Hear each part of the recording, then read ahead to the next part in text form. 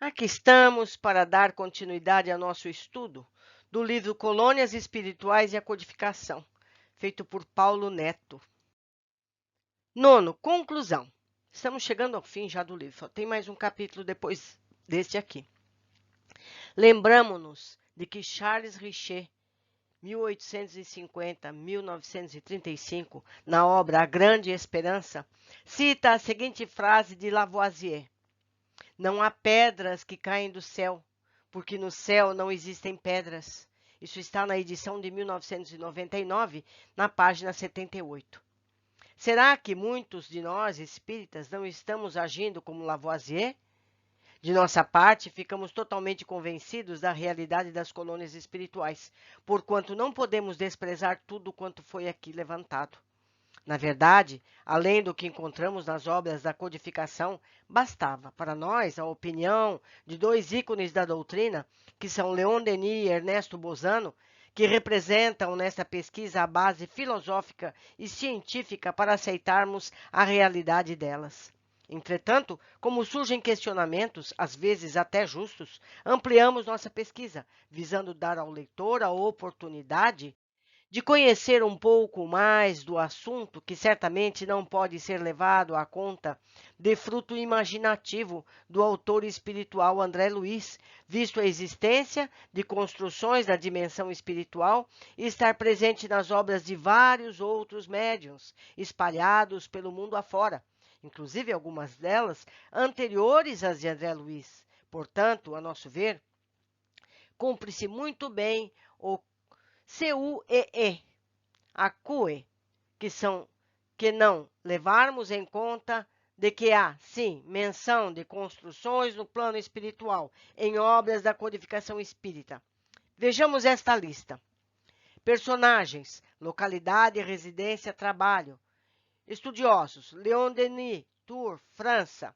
Ernesto Bozano, Gênova, Itália. James Arthur Findlay, Glasgow, Escócia. Sir Oliver Lodge, em Londres, Inglaterra. Arthur Conan Doyle, Cornbot, Inglaterra. Desculpe aqui a pronúncia. Herculano Pires, São Paulo, Brasil. Caibar Schutel, Matão, Brasil. Raymond Moody, Las Vegas, Nevada, Estados Unidos. Bill e Judy Guggenheim, Long Island, Nova York, New Jersey, Estados Unidos. Richard Simonetti, Bauru, Brasil. Médiuns que falaram a respeito. Ivone do Amaral Pereira, Rio de Janeiro, Brasil. Reverendo Vale Owen, Birmingham, Inglaterra. Emanuel Swedenborg, Estocolmo, Suécia.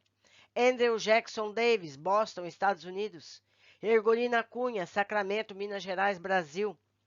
James Van Pra, Los Angeles, Estados Unidos. Psicografias, Wagner Paixão, Belo Horizonte, Minas Gerais, Brasil. Chico Xavier, Pedro Leopoldo, Minas Gerais, Brasil. Wanda Canucci, Araraquara, São Paulo, Brasil. Gilson Freire, Belo Horizonte, Minas Gerais, Brasil. Nelson Moraes, São Paulo, Brasil. Divaldo Franco, Feira de Santana, Brasil. José Araújo, Blumenau, Santa Catarina, Brasil. Anthony Borgia, Londres, Inglaterra. Lilian Van Broek, Londres, Inglaterra. Abel Glaser, São Paulo, Brasil. Dentro do que pudemos levantar, pode ser que as cidades não sejam exatamente as mencionadas. Os países, sim, esses podem ser considerados.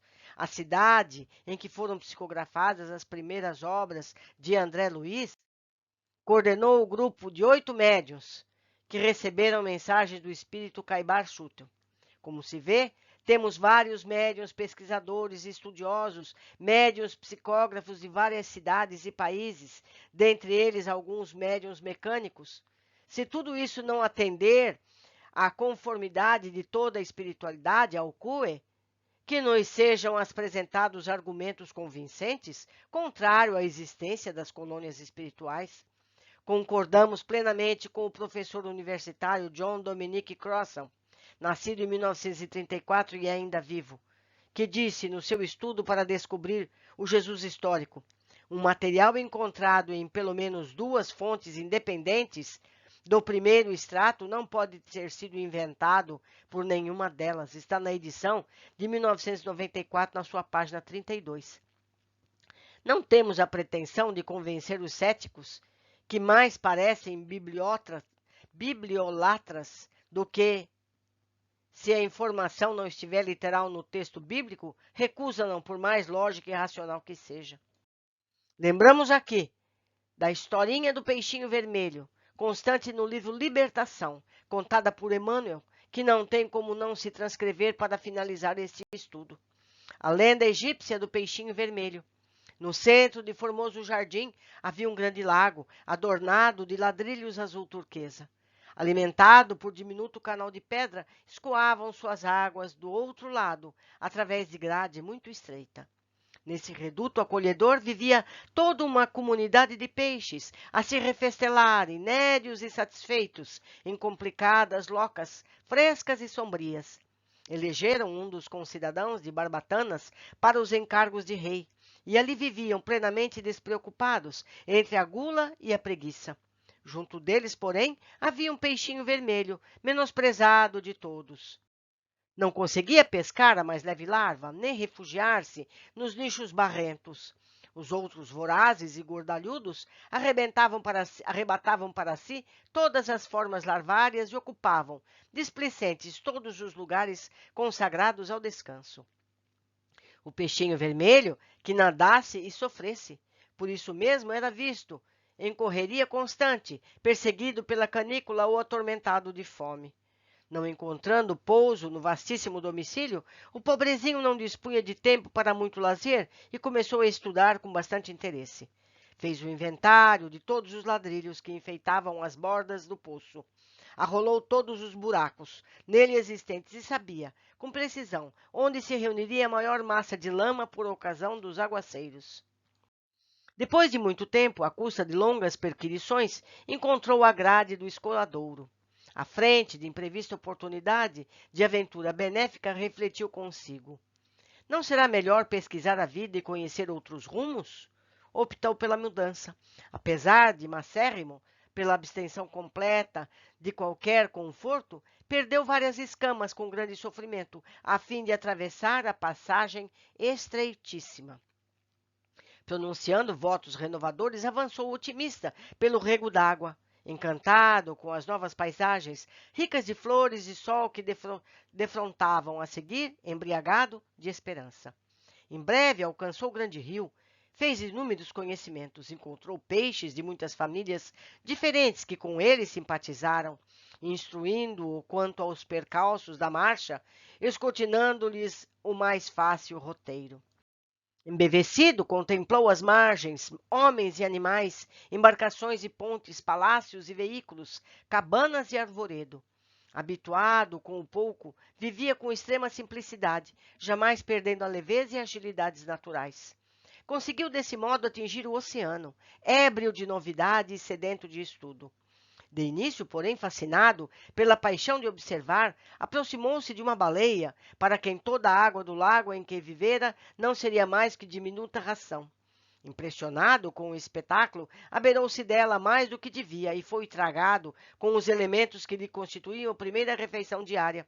Em apuros, o peixinho aflito orou a Deus ao Deus dos peixes, rogando proteção no bojo do monstro, e não obstante as trevas em que pedia salvamento, sua prece foi ouvida, porque o valente cetáceo começou a soluçar e vomitou, restituindo-lhe as correntes marinhas. O pequeno viajante, agradecido e feliz, procurou companhias simpáticas e aprendeu a evitar os perigos e tentações. Plenamente transformado em suas concepções do mundo, passou a reparar as infinitas riquezas da vida. Encontrou plantas luminosas, animais estranhos, estrelas móveis e flores diferentes no seio das águas. Sobretudo, descobriu a existência de muitos peixinhos estudiosos e delgados tanto quanto ele, junto dos quais se sentia maravilhosamente feliz. Vivia agora sorridente e calmo, no palácio de coral que elegera com centenas de amigos para a residência ditosa.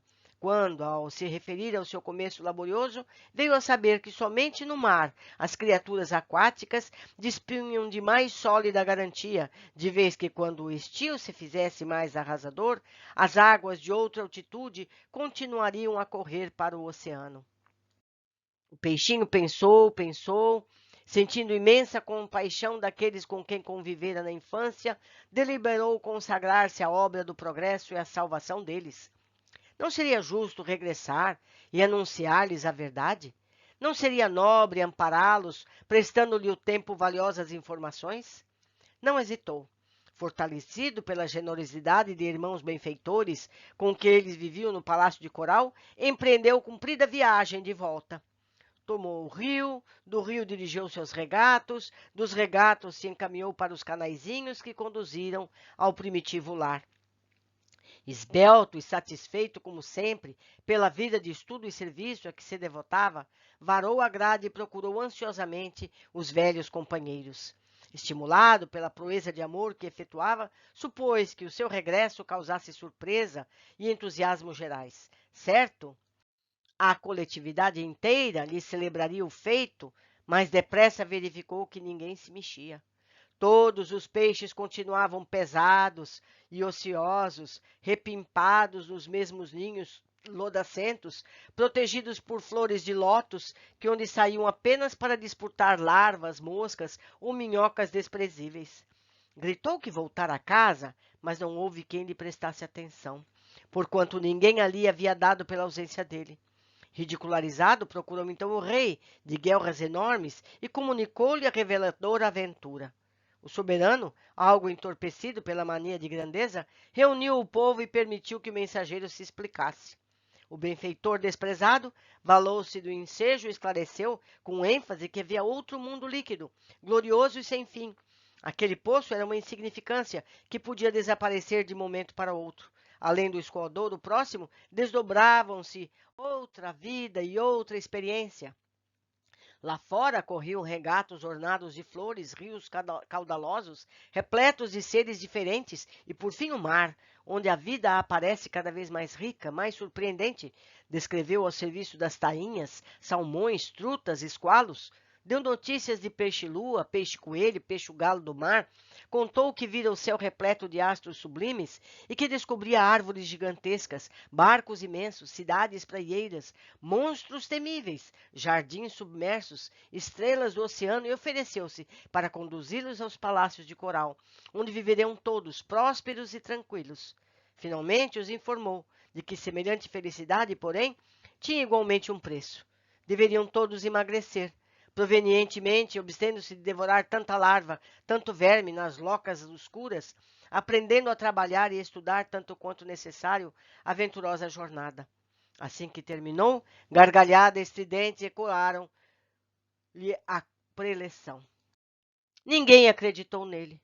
Alguns oradores tomavam a palavra e afirmaram solenes que o peixinho vermelho delirava, que outra vida além do poço era francamente impossível, que aquela história de riachos, rios e oceanos era mera fantasia do cérebro demente, e alguns chegaram a declarar que falavam em nome de Deus dos peixes, que fazia os olhos voltados para eles unicamente.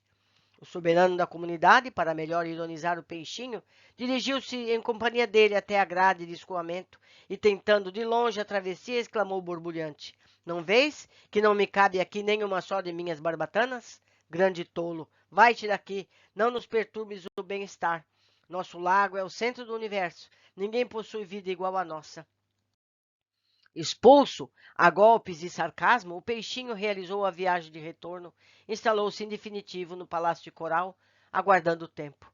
Depois de alguns anos, apareceu pavorosa e devastadora seca. As águas desceram de nível, o poço onde viviam os peixes, pachorrentos e vaidosos, esvaziou-se, compelindo a comunidade inteira a perecer atolada na lama. Isso está na edição de 1987, das páginas 7 a 11. Comparamos os médiuns, Ivone, Ergorina e muitos outros, que percebem nitidamente a realidade do mundo espiritual, ao personagem peixinho vermelho dessa história. Pois mesmo eles, tendo relatado o que viram, ninguém acredita neles. Infelizmente, é algo que se aplica bem a um grupo de céticos que encontramos no movimento espírita. Paulo da Silva Neto Sobrinho Mar, 2014. Versão 13ª, maio de 2014. Aqui está, meus amigos, a conclusão de nosso livro. Espero que vocês tenham apreciado. Deixo a todos toda a bibliografia para que possam consultar. Um grande abraço e até breve.